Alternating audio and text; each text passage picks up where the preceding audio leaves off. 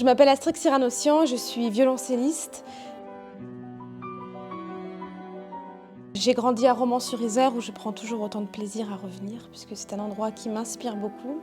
Et il y a quelques semaines, j'ai vu que Sylvain Estran, un très grand couturier, quittait Londres pour Romans-sur-Isère. Et évidemment, étant donné que dans le cadre de mon activité professionnelle, on a besoin d'avoir des tenues qui sont un petit peu personnalisées, puisque ce n'est pas seulement des tenues de présentation, mais c'est vraiment des tenues et des habits de travail. Et donc j'ai rencontré Sylvain, avec qui j'ai pris contact par téléphone. Et puis nous avons discuté, je lui ai expliqué un petit peu mon parcours et j'ai pu admirer ces magnifiques robes qu'il avait dans son atelier.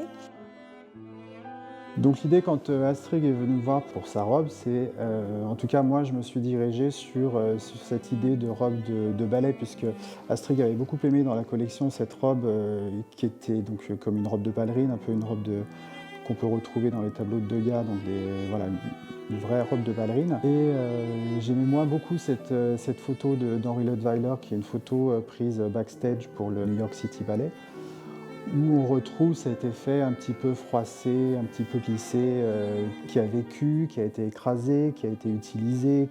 Voilà. Donc on sent qu'il y a une âme en fait finalement derrière ça. Et l'idée c'était de se demander comment est-ce qu'on peut retransposer cet effet-là pour la robe d'Astrid, sachant qu'Astrid a elle des contraintes par rapport à son instrument, qui est un instrument très ancien, donc très fragile. Il fallait que les matières soient douces, parce que du coup c'est un instrument qui peint énormément les rayures et voilà. Du coup on est arrivé à la conclusion que la mousseline de soie était peut-être une bonne alternative. Donc voilà, la mousseline de soie c'est un tissu qui est extrêmement fin, extrêmement délicat, élégant.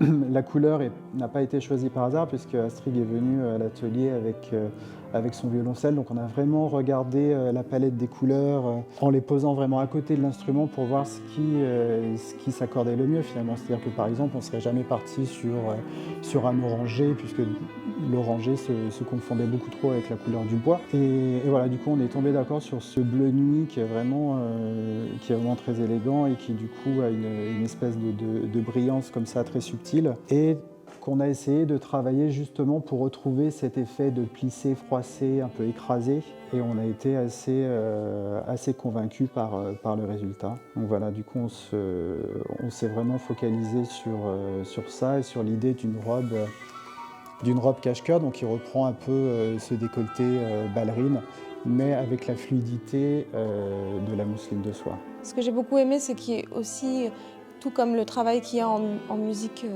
disons classique, celle que je fais, il y a du temps long, et il y a un processus de temps long qui est peut-être pas tellement commun ou pas forcément mis en avant dans le monde dans lequel nous vivons. Tout doit être très rapide, et ce processus lent, également le fait d'avoir pris le temps de rencontrer Sylvain en tant que couturier, mais aussi en tant que personne, ça m'a beaucoup touchée. Et puis voilà, donc je suis très heureuse de récupérer cette robe magnifique qui est vraiment, alors je la trouve douce, je la trouve généreuse, fluide, très confortable. Elle est aussi belle que la personne qui l'a faite, et c'est très émouvant pour moi de me dire que je vais voyager avec cette robe qui est aussi une partie de roman, et aussi le travail d'un artisan, d'un couturier exceptionnel qui a décidé de venir s'installer à Romans.